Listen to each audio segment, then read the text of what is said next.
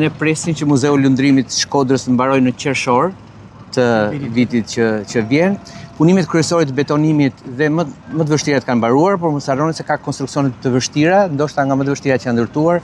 Vetë instalacioni sipër i muzeut, ku është një imitimi i një varke të madhe që është e vizitueshme, është rreth 30 tonë. Dhe gjithë struktura e muzeut është ndërtuar që të mbajë këtë peshë, përveç gjithë strukturës tjetër. Përveç pjesës muzeale, vlerës muzeut që do të jetë jashtëzakonisht, përveç parqeve të gjelbruar që do t'i rrethuar gjithë muzeu, përveç pjesës fasadës me dru që ka muzeu, pjesës lidhjes muzeut me shkallë që zbret deri në bun.